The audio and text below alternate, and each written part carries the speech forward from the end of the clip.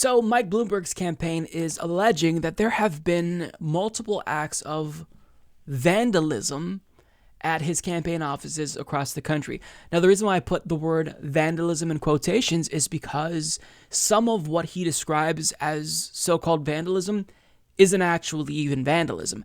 And second of all, I really stress that word alleged because even though we have really no reason, at least based on the evidence that we've seen, to doubt that these have in fact happened, and it's not just something that his campaign did to make it seem as if he's a more sympathetic figure, but I mean, Mike Bloomberg is an incredibly manufactured candidate. Everything about him is fake. He's bought his endorsements.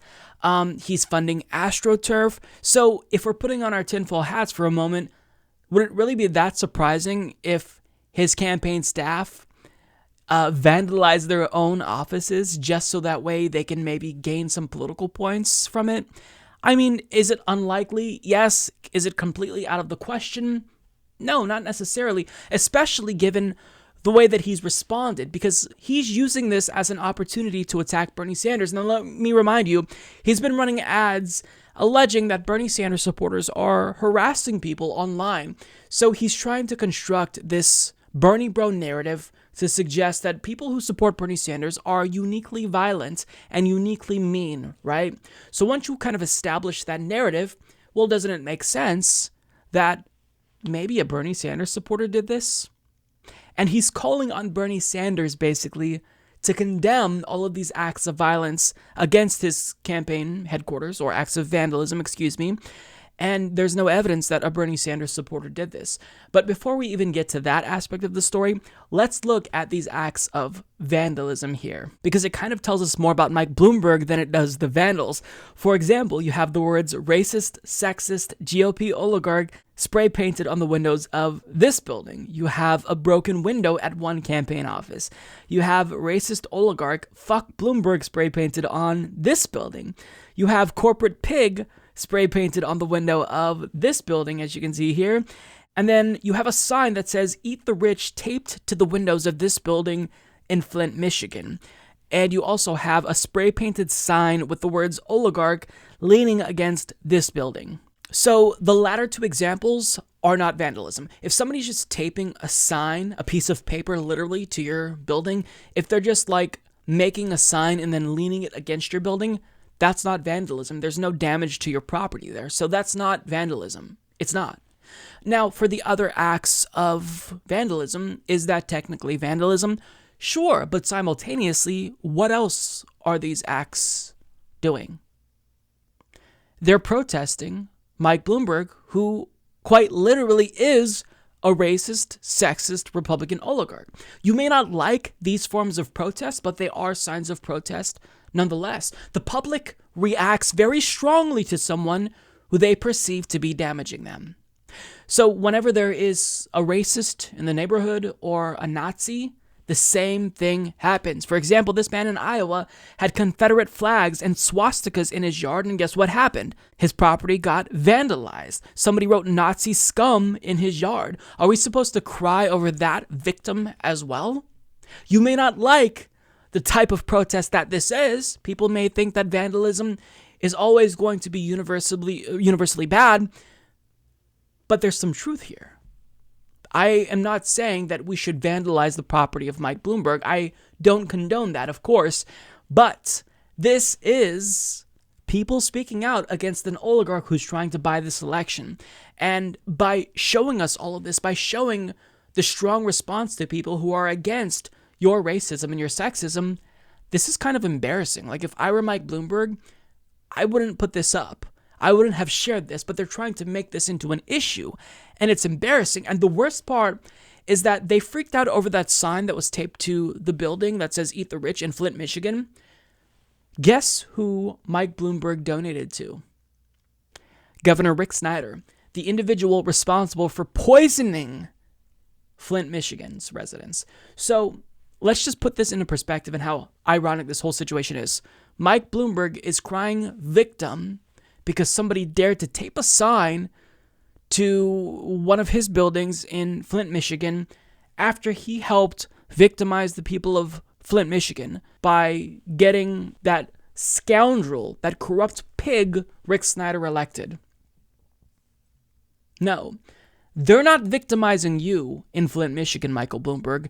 You victimized them. You helped elect the individual who poisoned an entire city of people. So forgive me for not feeling too much pity for you, even though this sign hurt your feelings a lot, but I think that Robert Reich put it best. Cost of repairing Flint's water pipes, $55 million. Cost of Mike Bloomberg's ad spending, $505.8 million. America deserves better than an oligarch wasting his fortune trying to buy the presidency. Yeah. So instead of running for president, you could have just used your money to make a difference. But instead, you're in the city of Flint, residents of which you helped to victimize by electing their corrupt governor who poisoned them, and now you're crying victim because somebody taped a sign that said, "Eat the rich to your building." Unreal. And on top of that, he is, with zero evidence, claiming that Bernie Sanders supporters are responsible, and he's calling on Bernie Sanders to condemn this, literally.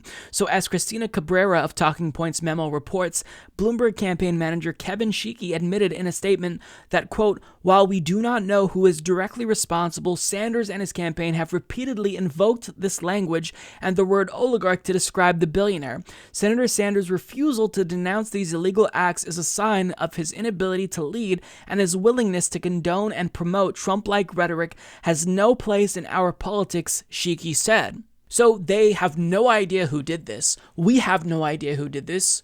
For all we know, it could have been Mike Bloomberg's own team trying to make him look bad, look like the victim. But nonetheless, regardless, he's blaming Bernie Sanders for this.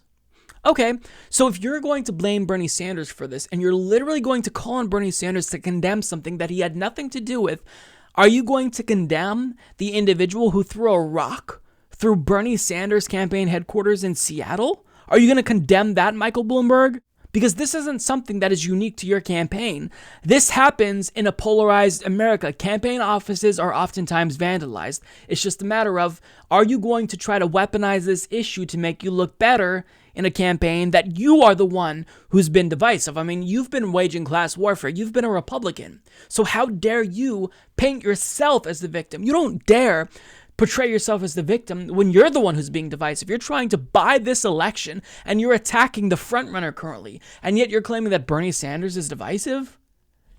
Unreal. So listen, every single person needs to say loudly and clearly that if Mike Bloomberg is the nominee, they will not vote for him. They will sit out this election because we cannot allow this authoritarian Republican oligarch to play this dirty and then go on to win the presidency. I think he'd get his ass beat by Donald Trump in a general, but he needs to know that everything that he's doing is not going to pay off. We're not going to allow him to buy his way into the White House.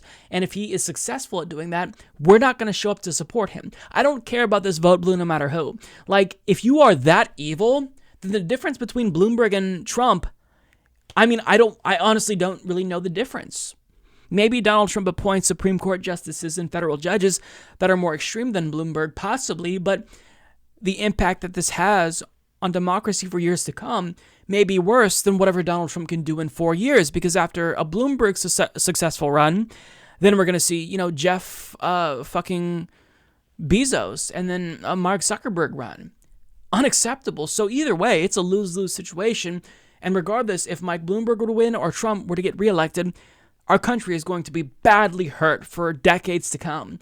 So people need to really make it very clear that they are not going to support Mike Bloomberg. In fact, I think we have this moral responsibility to speak out and say, we're not going to vote for you no matter what. I don't care if you're going up against Donald Trump. You could put Mike Bloomberg up against Satan.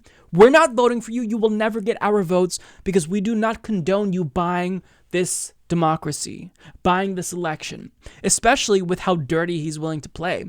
It's disgusting. So, he can cry the victim all he wants, but just realize that as people speak out and condemn him, they're telling the truth. You may not like the vandalism, the so-called vandalism, but these people are correct, and they're speaking out against you. Maybe you should listen to the peasants for once, Mike Bloomberg, rather than just talking at them smugly like the oligarch elitist prick that you are.